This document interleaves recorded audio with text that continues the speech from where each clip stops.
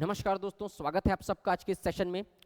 आज की वीडियो में हम लोग 2023 में और 2019 में जो शिक्षक भर्ती की परीक्षा हुई थी उसमें जो सवाल आए थे उसका सॉल्यूशन देखेंगे। उसको मैं एक्सप्लेन करूंगा आपको, क्वेश्चन को कैसे, उसका सही आंसर क्या है वो भी बताऊंगा। उसके साथ साथ सबसे इंपॉर्टेंट चीज ये है कि वो क्वेश्चन जो है वो किस किताब से पूछे गए थे, उसको मैं प्रमाणिक सोर्स के साथ आपको बताऊंगा कि यहां से वो आए हुए थे। और ये जो जितने भी मैं सोर्स बताऊंगा वो सब ऑथेंटिक सोर्स है, किसी एकेडमी की बुक से नहीं है।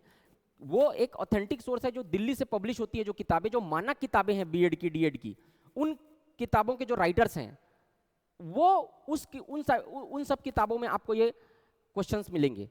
आप देखिए, क्वेश्चन तो का जो एक्सप्लेनेशन है वो तो हो सकता है गूगल में भी होगा, लेकिन वो प्रमाणिक नहीं है। अभी आप देखो, मॉडल आंसर जो लिया है उसमें कई सारे सवाल गलत लिया है पीएससी में, तो आप सारे स्टूडेंट जो है वो प्रमाणिक सोर्स खोज रहे हैं। तो अल्टीमेटली आपको प्रमाणिक सोर्स पर पहुंचना ही है, खोजना ही है, तो आपको क्यों ना प्रमाणिक सोर्स से पढ़ना चाहिए। तो मैं जो भी आपको बताने वाला हूं ऑथेंटिक सोर्स से बताऊंगा। यहाँ की कोई पब्लिकेशन का नहीं है, सारे दिल्ली के पब्लिकेशन के हैं। तो आपको बुक का नाम भी बताऊंगा, उसका स्क्रीनशॉट लेके आया हूं, वो क्वेश्चन हूबहू कहां से पूछे गए थे वो भी बताऊंगा। लास्ट तक वीडियो में बने रहिएगा। एक इंपॉर्टेंट अनाउंसमेंट भी है आप सबके लिए, तो मैं उम्मीद करता हूं कि आपको ये वीडियो अच्छा लगेगा, आपके लिए सकारात्मक एक दिशा मिल सकेगी आपको तैयारी करने के लिए। चलिए लास्ट तक बने रहिएगा। तो ये है सहायक शिक्षक 2023 का एक क्वेश्चन। इवान पावलोव द्वारा प्रतिपादित शास्त्रीय अनुबंध सिद्धांत अधिगम को निम्न के द्वारा स्पष्ट करता है। ठीक, पुनर्बलन, साहचर्य, अनुकरण, अंतर्दृष्टि। सबसे पहले हम पढ़ते हैं पावलोव द्वारा प्रतिपादित शास्त्रीय अनुबंध का सिद्धांत, जिसको बोलते हैं conditioning response theory, conditioning theory of Pavlov. Classical conditioning theory भी बोलते हैं, कंडीशनिंग रिस्पॉन्स थ्योरी भी बोलते हैं। ये थ्योरी को मैं शॉर्ट में आपको बताता हूं कि क्या क्या होता है ये थ्योरी। देखिए, पावलोव ने भूखे कुत्ते पर एक प्रयोग किया। कुत्ता था, भूखा था, उस पर एक प्रयोग किया। तो उस पर क्या पाया कि एक कटोरा उसके सामने जैसे ही लाया जाता था उसके मुंह से लार टपकना चालू हो जाता था कुत्ते से। आप देखें, कंडीशनिंग रिस्पॉन्स थ्योरी क्यों बोलते हैं इसको? क्योंकि आप देखेंगे जब भी गर्म पतीला अगर रखा हुआ है आपके सामने, आप हाथ से उसको छुएंगे तो आपका हाथ अपने आप ही पीछे चला जाता है। तो ये क्या है? ये स्वाभाविक रिस्पॉन्स है आपका। जैसे ही गर्म चीज को आपका हाथ छूता है, गर्म लगता है, आपका हाथ पीछे चला जाता है। तो ये स्वाभाविक रिस्पॉन्स होता है। आंखें जो पलकें झपक रही हैं वो स्वाभाविक है, वो आप कर नहीं रहे हैं, वो अस्वाभाविक रूप से हो रही है। ठीक है, तो इसी पे एक प्रयोग किया पावलोव ने, जिस पर प्रयोग के बाद वो थ्योरी दिया, क्लासिकल कंडीशनिंग थ्योरी या कंडीशनिंग रिस्पांस थ्योरी, तो उसी को बोलते हैं। तो उन्होंने क्या किया, एक भूखे कुत्ते पर एक प्रयोग किया जिसके सामने एक कटोरा लाया जाता था, जैसे ही भूखा कुत्ते के मुंह से लार टपकना चालू हो जाता था। तो उन्होंने क्या कहा, एक अनकंडीशनिंग स्टिमुलस, अनकंडीशनल स्टिमुलस क्या है यहाँ पर? स्वाभाविक उद्दीपन, कटोरा। और जो अनकंडीशनल रिस्पॉन्स है वो कुत्ते का लार टपकना है। ठीक, समझ में आ गया? अनकंडीशनल जो स्टिमुलस है वो क्या है? कटोरा। और अनकंडीशनल रिस्पॉन्स है वो क्या है? कुत्ते का लार टपकना। उसको देखते ही 10 सेकंड का पॉज रहता है, वो कुत्ता बंधा हुआ है, लार टपकना चालू हो जाता है। अब उन्होंने क्या किया, इसी प्रयोग को आगे बढ़ाने के लिए एक घंटी लगा दिया वहां पर। तो क्या होता था कि जैसे ही जब भी कुत्ता भूखा होता था उस पर खाना लाने से पहले उस घंटी को बजाया जाता था, और उस घंटी को बजाने के 10 सेकंड बाद उस कटोरे को उस कुत्ते के सामने लाया जाता था। तो वो क्या हो गया, घंटी जो है वो न्यूट्रल रिस्पांस बोल लो आप, न्यूट्रल स्टिमुलस है ना।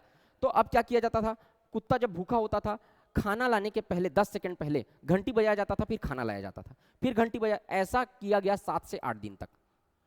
अब हुआ ये कि एक दिन ऐसा किया कि घंटी नहीं बजाया, सीधे खाने लेके आ गया। तो खाना जब लेके आए, सॉरी, खाना लेके आने से 10 सेकंड पहले जो घंटी बजती थी वो घंटी को बजाया गया और खाना नहीं लाया गया। उसके बाद भी जैसे ही घंटी बजी, उसका 10 सेकंड का पॉज लेते थे, तो घंटी बजने के जस्ट बाद कुत्ते का जो लार है वो टपकना चालू हो जाता था। खाना नहीं लाया जाता था, घंटी बजते साथ ही उसका लार टपकना चालू हो जाता था, क्योंकि उसको पता था घंटी बजने के 10 सेकंड बाद क्या आता है, खाना आता है। तो खाना नहीं लाया गया, फिर भी उसका लार टपकना चालू हो गया। तो जो न्यूट्रल रिस्पॉन्स है, जो घंटी है, वो जो अनकंडीशनल रिस्पॉन्स है और अनकंडीशनल स्टिमुलस है, उन दोनों के बीच एक एसोसिएशन स्थापित कर दिया, एक साहचर्य स्थापित कर दिया। मतलब कुत्ते का लार टपकाने के लिए खाने की जरूरत नहीं थी, घंटी बजाने से ही क्या आने लग गया, कुत्ते का लार टपकना चालू कर दिया। तो जो न्यूट्रल रिस्पॉन्स बताया था, जो घंटी ने क्या किया, उन दोनों के बीच अनकंडीशनल रिस्पॉन्स और अनकंडीशनल जो स्टिमुलस है, इन दोनों के बीच एक एसोसिएशन स्थापित कर दिया, एक साहचर्य स्थापित कर दिया। और इसी साहचर्य को, इसी एसोसिएशन को पावलोव ने क्या दिया, एक थ्योरी के रूप में दिया, जिसको बोलते हैं classical conditioning theory of Pavlov. तो इसका मतलब क्या प्रूफ हुआ कि एक न्यूट्रल स्टिमुलस भी जो है वो दोनों के बीच क्या स्थापित कर देता है, साहचर्य स्थापित कर देता है। तो इसका आंसर क्या आ जाएगा, इसी का आंसर, इसीलिए इस क्वेश्चन का आंसर आएगा बी, साहचर्य। ये शिक्षक भर्ती 2023 का क्वेश्चन है, इसका आंसर क्या आएगा, बी। समझ में आया? देखो ये शास्त्रीय क्लासिकल कंडीशनिंग का थ्योरी है। अनुबंध एक ऐसी प्रक्रिया है जिसके द्वारा उद्दीपन, स्टिमुलस मतलब कौन सा उद्दीपन, जो कटोरा है वो, और अनुक्रिया रिस्पॉन्स मतलब लार टपकना, ठीक, उन दोनों के बीच एक साहचर्य एसोसिएशन स्थापित होता है। साहचर्य स्थापित होता है, लिखा है कि नहीं? तो दोनों के बीच इस थ्योरी के थ्रू क्या होता है, साहचर्य की बात करता है। यह सिद्धांत अधिगम को साहचर्य के द्वारा क्या करता है, स्पष्ट करता है। ये थ्योरी, ये है अरुण कुमार सिंह की किताब से डायरेक्ट लिया गया है ये सवाल, देखो आप, ठीक। ये पूरा 4 पेज का, इसको क्या बोलते हैं, टाइप एस अनुबंध कंडीशनिंग भी बोलते हैं। 4 पेज 5 पेज का सिद्धांत है ये। इसको मैं आपको शॉर्ट में बताया हूं, ये पूरा डायग्राम के सहित दिया हुआ है। यहां पर ये कुत्ता है, ये कटोरा है, ये क्या है, घंटी है। तो इस प्रकार से सवाल पूछे जाते हैं। ये जो सोर्स है वो गूगल पे भी मिल जाएगा, लेकिन आपको प्रमाणिक सोर्स की जरूरत है ताकि आप दावा आपत्ति कल के डेट में कर सकें। तो मैं आपको प्रमाणिक सोर्स से आपको बता रहा हूं। अगला क्वेश्चन देखते हैं, ये भी है सहायक शिक्षक 2023 का क्वेश्चन है। ये लॉरेंस कोहेलबर्ग के अनुसार 27वां नंबर का क्वेश्चन है। लॉरेंस कोहेलबर्ग के अनुसार नैतिक विकास की वह अवस्था जिसमें लोग सामाजिक मानदंडों के अनुसार व्यवहार करते हैं, उसको क्या कहा गया है? देखो, नैतिक का पूर्व परंपरागत स्तर या preventional level of mortality, pre conventional level of morality है ना। नैतिकता का परंपरागत स्तर यानी कन्वेंशनल लेवल ऑफ मोरालिटी, नैतिकता का पश्च परंपरागत स्तर यानी post conventional level of morality, और नैतिकता का गैर परंपरागत मतलब अनकन्वेंशनल लेवल ऑफ मोरालिटी। क्या कहा गया है? देखो, लॉरेंस कोहेलबर्ग ने नैतिक विकास का सिद्धांत दिया था। उसके कई सारे स्तर बताए थे कि एक बच्चे का नैतिक विकास अलग अलग स्तर में अलग अलग आयु के साथ होता है। तो लॉरेंस कोहेलबर्ग ने ये बताया, अब यहां पर क्या बोला, कौन सी अवस्था है, अलग अलग स्तर बताए हैं, यानी 10 से 13 साल के बीच किस चीज का विकास होता है, बच्चा कैसा रिस्पॉन्स करता है, नैतिक विकास उसका कैसे होता है, 13 साल के बाद उसका नैतिक विकास कैसे होता है। तो अलग अलग स्तर में उसको किसने बांट दिया, लॉरेंस कोहेलबर्ग ने बांट दिया। उसी में से कौन से स्तर में बोल रहा है कि सामाजिक मानदंडों के अनुसार व्यवहार करता है बच्चा, कौन से स्तर में, ये सब स्तर है, कौन से स्तर में व्यवहार करता है? तो आप इसको देखिए। अब आपको यहां पर मैं आपको सोर्स दिखाता हूं कहां से आया। तो ये जो रूढ़िगत नैतिकता तर्कणा का स्तर है, level of conventional moral reasoning, ठीक। तो ये वाला जो सेकंड स्तर है लॉरेंस कोहेलबर्ग की थ्योरी का, तो ये जो सेकंड नंबर का जो स्तर है, वहां पर उसके अंतर्गत 2 अवस्थाएं आती हैं, जिसमें एक अवस्था है उत्तम लड़का, अच्छी लड़की होने की उन्मुखता, good boy nice girl orientation, और सेकंड स्तर है सामाजिक क्रम संपोषित उन्मुखता यानी सोशल ऑर्डर मेंटेनिंग ओरिएंटेशन। इसमें क्या होता है, तो ये जो 10 से 13 साल के बीच जो उन्होंने रिसर्च किया, उसको बताया, उसको एक स्तर में बांट दिया, level of conventional moral reasoning. 10 से 13 साल के बच्चों का अध्ययन किया, नैतिक विकास कैसे होता है। उसके अंदर ये वाला जो स्तर होता है, उत्तम लड़का या अच्छे लड़की बनने की उन्मुखता, इसमें यह होता है कि जो भी बच्चा होता है वो वहां पर स्वयं का कोई तर्क नहीं लगा पाता है, वो पूरा सोसाइटी के हिसाब से सोचता है। सोसाइटी की नजर में जो सही है वो सही है, और सोसाइटी के आधार पे जो गलत है वो गलत है, सामाजिक के आधार पे, ठीक। तो यहां पर वही लिखा हुआ है, ये होता है उत्तम लड़का या लड़की। उत्तम लड़का वह है या वह है लड़की में जो जिसको समाज अच्छा समझता है।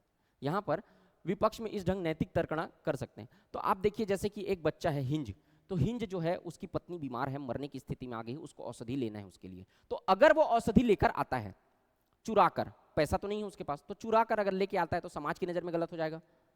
और अगर चुरा कर नहीं लाता, औषधि का इंतजाम नहीं कर पाता है, तो अपनी पत्नी की नजर में, अपनी माँ की नजर में गलत हो जाएगा, क्योंकि उसकी पत्नी मर जाएगी।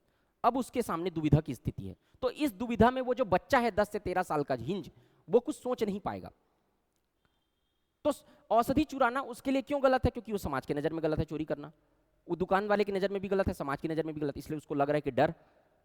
और बच्ची अगर कहीं वो अपनी पत्नी के लिए औषधि का इंतजाम नहीं कर पाता तो और वो पत्नी की नज़र में गलत हो जाएगा। तो वो सोच कैसे रहा है वो बच्चा, वो जो समाज की नज़र में गलत है उसको वो सही गलत है बोल रहा है, जो समाज की नज़र में सही है उसको सही है सोच रहा है। तो इस स्तर में ये बोला है कोहिलबर्ग ने कि यहाँ पर बच्चा जो है वो समाज के आधार पर सोचता है, ये वाले स्तर में। और उसके बाद है सेकंड नंबर का सामाजिक क्रम संपोषित उन्मुखता यानी सोशल ऑर्डर मेंटेनिंग ओरिएंटेशन। इसमें भी वे अब यह समझने लगते हैं कि समाज के प्रत्येक व्यक्ति को, अब ये थोड़ा बड़ा होता है, मतलब उसी स्तर में है 10 से 13 साल में, लेकिन ये समझने लगता है कि ये जो नैतिकता का पालन मैं कर रहा हूँ वो केवल मेरे को पालन नहीं करना है, समाज के और लोगों को भी पालन करना है। तो म्यूचुअल अंडरस्टैंडिंग से काम चलेगा, सिर्फ मेरे पालन करने से काम नहीं चलेगा, ये इस स्तर में समझने लग जाता है वो। तो यहाँ पर आपका उत्तर मिलेगा उसका।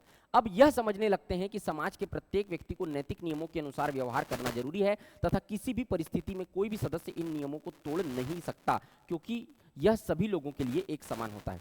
तो यहां पर आप देखो, नैतिक नियमों के अनुसार व्यवहार करना जरूरी है, कोई भी तोड़ नहीं सकता। अब देखो यहां पे इसका आंसर क्या आएगा, नैतिक विकास की वह अवस्था जिसमें सामाजिक मापदंडों के अनुसार व्यवहार करते हैं। तो समाज के सभी लोगों को उसका व्यवहार करना जरूरी है, समाज के अनुसार जो सही है गलत है जो गलत है, ऐसा सोचने का किस स्तर पे आ रहा है, कौन से स्तर पे उसके बीच डेवलप हो रहा है, level of conventional moral reasoning के बीच। तो यहाँ पे आप देख ले conventional level of mortality, B इसका आंसर आ जाएगा। ये डायरेक्ट इसके आप जब पढ़ेंगे तो आपको ये समझ में आएगा। ये भी डॉक्टर अरुण कुमार सिंह की बुक मिलेगी आपको, जो कि ऑथेंटिक बुक है। ठीक, तो इसका आंसर आएगा बी, यहां से लिया गया है। तीसरा है 25वां नंबर का क्वेश्चन, ये है शिक्षक 2023 का क्वेश्चन है, ये शिक्षक वाले पेपर में आया था। वाइगोत्स्की ने बाल विकास के बारे में कहा है कि वह क्या, यह संस्कृति और मनोवांशिकता के कारण होता है, बी यह सामाजिक अंतरक्रियाओं के कारण होता है, सी औपचारिक शिक्षा का उत्पाद होता है, और डी यह समावेशन और समायोजन का परिणाम होता है। इसमें आंसर क्या आएगा? वाइगोत्स्की ने भी थ्योरी दी है, बाल विकास की थ्योरी दी है, उसके अनुसार क्या है, ये आंसर क्या आएगा इसका देखते हैं हम लोग सोर्स। यहां पे देखो वाइगोत्स्की का ये थ्योरी, यहां पे 3 लाइन में आपको समझ में आ जाएगा। इन्होंने बच्चे के संज्ञानात्मक विकास में सामाजिक कारकों यानी सोशल फैक्टर और भाषा लैंग्वेज को महत्वपूर्ण बताया है। तो वाइगोत्स्की ने कहा कि बच्चे का सबसे अच्छा विकास में सबसे ज्यादा महत्वपूर्ण होता है, पहला उसका समाज, आसपास के लोग कैसे हैं, और दूसरा उसकी भाषा, उसकी लैंग्वेज कैसी है, उसके माध्यम से बच्चे का क्या होता है, असल विकास होता है। समझ पा रहे हो आप? तो अब इसको बनाओ, मतलब इसी को इसीलिए बोलते हैं सामाजिक सांस्कृतिक सिद्धांत भी बोलते हैं, सोशल कल्चरल थ्योरी भी बोलते हैं। तो क्या बोल रहा है इस क्वेश्चन में, अब देखो विकास के बारे में क्या कहा, यह सामाजिक अंतरक्रियाओं के कारण होता है, it is due to social interactions, है कि नहीं? तो डायरेक्ट वहां पर आपको दिया हुआ है। तो इस प्रकार से यहां पर क्या पूछे गए हैं, सवाल पूछे गए। और भी सवाल अभी है, मैं आपको बताऊंगा सोर्स के साथ। बस एक मुझे छोटी सी अनाउंसमेंट करनी है, उसको ध्यान से समझिएगा आप। ये सारा चीज हम लोग प्रमाणिक सोर्स के साथ मैं आपको पढ़ाने वाला हूं। ये बैच एक स्टार्ट करने वाले हैं शिक्षक भर्ती के का हम लोग, वो है स्टार्ट है 1 मार्च से स्टार्ट होने वाला है। ऑफलाइन और ऑनलाइन दोनों मोड पर ये बैच रहेगा। ये सारा इसी तरीके से प्रमाणिक सोर्स के माध्यम। अब यहाँ पर कई सारी किताबें हैं, देखिए अरुण कुमार सिंह की किताब है, डॉक्टर बरिंदर सिंह की किताब है, ऑथेंटिक जो किताब है वो एसपी कुलश्रेष्ठ की किताब है, वहां से कुछ क्वेश्चंस आए हुए हैं। तो ये सारी जो किताबें, आपको सारी किताब पढ़, अब जो अरुण कुमार सिंह की किताब है 1000 पन्ने की किताब है, 1000 पन्ने की किताब है, 800-900 रुपए उसका प्राइस है। आप इतनी मोटी बुक पढ़ेंगे तो आपका तो ये शिक्षक भर्ती 2 साल लग जाएगा उसको पढ़ने में आपको। वो सारा मेहनत मैं आपके लिए करूंगा, वो सारा मेहनत हमारी टीम आपके लिए करेगी। उसमें से क्या पढ़ना है क्या नहीं पढ़ना है, ये सारे ऑथेंटिक सोर्स से आपको पढ़ाए जाएंगे। यहां पर आपको प्रॉपर नोट्स यहां पर पीडीएफ फॉर्म में प्रोवाइड किया जाएगा, आपको नोट्स बनाने की जरूरत नहीं पड़ेगी यहां पर। तो उसी से रिलेटेड हम लोग बैच लेके आ रहे हैं। यहां पर देखिएगा ये बैच जो है वो 1 मार्च से शुरू होने वाला है। यहां पर देखिए 1 मार्च 2024 से इवनिंग बैच है, ये शाम को 4 बजे से लेकर 8 बजे तक आपकी क्लास लगेगी। ऑनलाइन मोड पर भी ये क्लास रहेगी। इसका फीस है 2000 रुपए, लेकिन जो अभी से रजिस्ट्रेशन स्टार्ट हो गया है, आप CGPSC नॉलेज ऐप डाउनलोड करिए और CGPSC नॉलेज ऐप में स्टोर सेक्शन में आप जाएंगे तो शिक्षक भर्ती परीक्षा 2024 लिखा होगा, वहां पर आप जाएंगे तो आप वहां पर से ज्वाइन कर सकते हैं ऑनलाइन मोड पर। जो अभी से आप स्टार्ट हो गया है रजिस्ट्रेशन, आप अगर जाते हैं तो फर्स्ट 50 स्टूडेंट, 50 स्टूडेंट के बाद ये बंद हो जाएगा। 50 स्टूडेंट को शुरू के 1799 रुपए में ये कोर्स प्रोवाइड किया जाएगा। ठीक, इसके बाद इसका प्राइस हो जाएगा 2000 रुपये 50 स्टूडेंट के बाद। तो जितना जल्दी आप रजिस्ट्रेशन कर सकते हैं कर लीजिए। और ऑफलाइन मोड पर भी चालू हो रहा है, इसका प्राइस है 3000 रुपये। और अभी जो पहले 50 स्टूडेंट है, अगर आप तुरंत रजिस्ट्रेशन करते हैं तो उन लोग को ये मिल जाएगा ऑफर प्राइस में 2499 में, 2500 के आसपास मिल जाएगा ये। ठीक, ऑफलाइन भी चालू हो रहा है। ऑफलाइन के लिए आप यहाँ पर देखिए एड्रेस लिखा हुआ है, MG टावर 2nd फ्लोर, गोल चौक, रायपुर। यहाँ पर आप आकर हमसे मिल सकते हैं डायरेक्ट। आपके मन में जो भी जिज्ञासा है, कोई क्वेश्चन अगर पूछना है तो यहाँ पर आके आप पूछ सकते हो हम लोग से। कोई दिक्कत है आपको तो यहाँ पर आके आप रजिस्ट्रेशन कर सकते हो। 1 तारीख से ऑफलाइन ब्रांच रायपुर में क्लास चालू हो रही है ना। अगर तो यहाँ पर आपको क्या क्या प्रोवाइड किया जाएगा, ये पूरा वैलिडिटी ऑनलाइन वालों के लिए 1 साल का रहेगा। करंट अफेयर्स की भी क्लास होगी इसके साथ। सभी विषयों का जो देख आप PDF प्रोवाइड किया जाएगा, आपको नोट्स बिल्कुल बनाने का जरूरत नहीं पड़ेगा। आपको PDF नोट्स जो है वो हमारे द्वारा प्रोवाइड किया जाएगा, ठीक है, डिजिटल बोर्ड के माध्यम से। और पूरा प्रॉपर पढ़ाई इसका होगा, ठीक है। इसके साथ याद रखिएगा, जो भी स्टूडेंट ऑफलाइन ज्वाइन करते हैं, ऑफलाइन वालों के लिए एक टेस्ट सीरीज जो होगी वो फ्री रहेगी। टेस्ट सीरीज उसके साथ मिलेगी, आपको टेस्ट सीरीज के लिए कोई पैसा नहीं देना पड़ेगा। आप यहाँ पर आके बाकायदा टेस्ट सीरीज चालू होगी, वहाँ पे आप दे सकते हैं, ठीक है। तो ये तो हो गया। और यहाँ पर ये हेल्पलाइन नंबर है, तो ये हेल्पलाइन नंबर पे आप कॉल करके कोई भी डाउट होगा अगर आपको तो पूछ सकते हैं। तो 1 मार्च से ऑनलाइन चालू हो रहा है, ऑफलाइन भी चालू हो रहा है रायपुर ब्रांच में, ठीक। और इसके बाद भिलाई ब्रांच में, जो भिलाई से तैयारी करना चाहते हैं, तो हमारा जो भिलाई ब्रांच है वहां पर ये कोर्स स्टार्ट हो रहा है 8 मार्च से, ठीक है। भिलाई में प्रारंभ हो रहा है, यहां पर करेक्शन करिएगा, भिलाई में ये 8 मार्च से चालू होगा, 8 मार्च से, है ना। 4 से 8 बजे तक शाम को भिलाई ब्रांच में चालू हो रहा है। सारी फैसिलिटीज सेम रहेगी। भिलाई ब्रांच है Nandini road, power house, Bhilai. 8 मार्च से चालू होगा ऑफलाइन। ऑनलाइन तो एक ही साथ चलेगा, तो 1 मार्च से ऑनलाइन चालू हो रहा है, 1 मार्च से ऑनलाइन और ऑफलाइन रायपुर में दोनों चालू हो रहा है। भिलाई ब्रांच में 8 मार्च से चालू हो रहा है, ठीक है। देखिए, हम लोगों ने अभी जो मंडी निरीक्षक का टेस्ट सीरीज किया था, वो टेस्ट सीरीज 99 रुपए में हम लोग स्टूडेंट जो है वो ज्वाइन किए हैं। 99 रुपीज़ में वो टेस्ट सीरीज जो है वो स्टूडेंट ज्वाइन किए हैं। मुझसे कई सारे स्टूडेंट जो है वो कई बार पूछते हैं, और अभी लगातार ये सवाल ज़्यादा बन रहा है कि इतना कम फीस में कैसे मेंटेन होता है। कई स्टूडेंट इस बात में क्यूरियस रहते हैं। मैं जब भी फैमिली फंक्शन में जाता हूँ घर वगैरह के, वो लोग भी पूछते हैं कि इतने कम इंफ्रास्ट्रक्चर का कॉस्ट है, रेंट का है, सैलरी को पेमेंट, फैकल्टी लोग को सैलरी पेमेंट करना रहता है, तो इतने कम प्राइस में कैसे मैनेज होता है ये सब चीज़ें। मैं जनरली इस बात को टाल देता हूँ क्योंकि एक दीर्घ उत्तरी सवाल है, ये लंबा उत्तर है इसका। लेकिन आज मैं सोचा हूँ कि आज मैं इसका जवाब दूंगा आप लोगों को, और इसका जवाब बहुत शॉर्ट में मैं 2 पंक्ति में देना चाहता हूँ कि शिक्षा है तो सबके लिए हो, ये जिद हमारी है। शिक्षा है तो सबके लिए हो, ये जिद हमारी है। बस इसी बात के लिए दुनिया से जंग जारी है। मैं उम्मीद कर रहा हूं कि आपको उत्तर मिल गया होगा इसका, ठीक है। तो ये हमारे कोर्सेस हैं। इसके बाद हम लोग फिर से लौटते हैं अपनी क्वेश्चन पे, ठीक है। कोई भी डाउट होगा तो आप वहां पर कांटेक्ट करके पूछ लीजिएगा नंबर पे, ठीक है। आगे देखते हैं, बालक का विकास कैसे होता है। ये 2023 का पेपर है, ये भी शिक्षक भर्ती का, शिक्षक का ही पेपर है। बालक का विकास कैसे होता है, सिर से पैर की ओर, पैर से सिर की ओर, दोनों ओर से, या इनमें से कोई नहीं। तो आप देखेंगे कि बालक का विकास जो होता है, यहां पर आप सोर्स देखिए, यहां पर बालक का विकास कैसे होता है, मस्तकाधोमुखी नियम से शारीरिक विकास, सिर से पैर की ओर होता है बालक का जो विकास होता है, ठीक। तो यहाँ पर एक पैटर्न होता है, जो सिर पहले बनता है बालक का, फिर उसके बाद धड़ बनता है, फिर उसके बाद पेट बनता है, फिर उसके बाद पैर बनता है। तो बालक के विकास के 2 नियम हैं, जिसमें से मस्तका, यहाँ पे आप देखिए मस्तकाधोमुखी विकास जो होता है वो मस्तक से किसकी ओर होता है, पैर की ओर होता है। सीधे सीधे यहाँ पे लिखा हुआ है। तो यहाँ पे आप देखोगे पैर से सिर की ओर इसका क्या होता है, विकास होता है। इसका एक और नियम है, इसका एक और नियम है जो डायग्राम सहित इसमें दिया हुआ है, निकट दूर नियम का।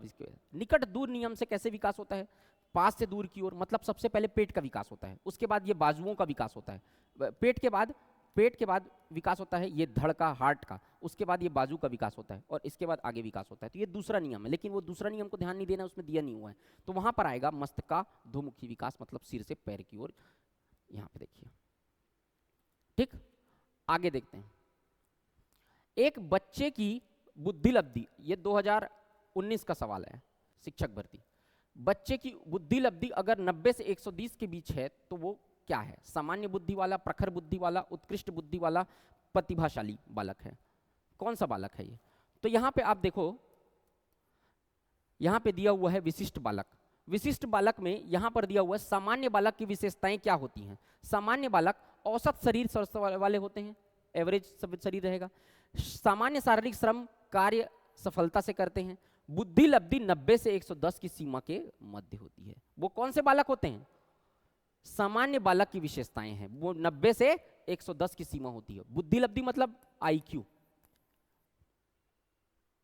समझ में आया? तो ये डायरेक्ट यहां पे दिया हुआ है, ये एसपी कुलश्रेष्ठ की किताब में दिया हुआ है। तो यहां पर आपका आंसर क्या आ जाएगा? सामान्य बुद्धि वाले होते हैं। ठीक, तो अलग अलग किताबों में मिलेगा, एक ही किताब में मिलेगा ऐसा नहीं है, लेकिन आपके पास इतना समय नहीं है कि आप सब किताबों को पढ़ें, इतनी मोटी मोटी किताबों को। वो हमारा काम है कि हम कितने बेहतर तरीके से आपको उसके सार निकाल के आपको पढ़ा सकते हैं यहाँ पर, और हमने वो काम किया है लगातार 2 साल से।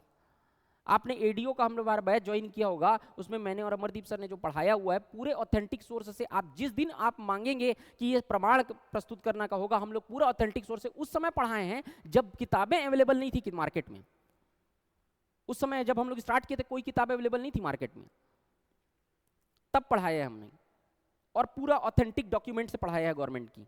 जिस दिन आप बोलेंगे कि प्रमाण प्रस्तुत करना है, हम लोग प्रमाण प्रस्तुत करेंगे उसका, उसी तरीके से आपको यहां पढ़ाया जाएगा। ठीक, चलिए आगे देखिए। समावेशी शिक्षा में शामिल है। देखो 2023 के पेपर में समावेशी शिक्षा से 4 क्वेश्चन आए हुए हैं, 4 से 5 क्वेश्चन समावेशी शिक्षा एक टॉपिक से आए हुए हैं। समावेशी शिक्षा में क्या शामिल है? तो यहां पर आप देखेंगे शारीरिक रूप से बाधित बालक, मानसिक रूप से बाधित बालक, सामाजिक रूप से बाधित बालक या उपरोक्त सभी। समावेशी शिक्षा वो होता है जो सबको एक साथ एक जगह पे बिठाकर दे शिक्षा जो होती है, देने वाली शिक्षा जो होती है, उसको समावेशी शिक्षा बोलते हैं। ठीक है, तो इसमें आप देखोगे किसको बोलते हैं समावेशी शिक्षा में, किसको किसको प्राथमिकता दी जाती है, कौन कौन शामिल होता है। तो यहाँ पे आप देखिए इसमें लिखा हुआ है कि यहाँ पर सामाजिक शिक्षा में कौन शामिल होते हैं। समावेशी शिक्षा में सभी राज्यों के सभी वंचित वर्ग, शारीरिक रूप से अक्षम, अंधत्व, बधिर, विकलांग, बौद्धिक स्तर पर वंचित, मेंटल फिजिकल भी, मांसपेशी, अस्थि या अन्य विकलांगता, भाषा, बोली, कामगार, जातिगत समूह, धर्म, अल्पसंख्यक, स्त्री पुरुष भेदभाव को दूर करके सर्वजन संपूर्ण के विकास हेतु शिक्षा का प्रावधान है। समावेशी शिक्षा में फिजिकल ये भी शामिल होता है, मतलब कहा जाए तो शारीरिक रूप से बाधित बालक भी होता है, मेंटली जो रिटार्टेड बालक जो होता है वो भी होता है, और सामाजिक रूप से बाधित बालक, तीनों आता है। तो इसका आंसर क्या आ जाएगा? उपरोक्त सभी। तो सारे मैंने आपको इतने, ये जो क्वेश्चन है उसके ऑथेंटिक सोर्स अपन कवर कर रहे हैं, कहाँ से आए हुए हैं, कौन सी किताब से आए हुए हैं, वो पूरा मैं आपको बता रहा हूँ। देखिए आप लोग जो भी तैयारी कर रहे हैं, और खासकर शिक्षक भर्ती की तैयारी में आप लोग सकारात्मक ऊर्जा से तैयारी कीजिए, इस मन से तैयारी कीजिए, इस भाव से तैयारी कीजिए कि आपको इस पद में आने के बाद एक अच्छा काम करना है, एक अच्छा टीचर बनना है, आपके जो स्टूडेंट रहेंगे आपके, उसको अच्छी शिक्षा देनी है, पूरी मेहनत से पूरी ताकत से शिक्षा देनी है उनको।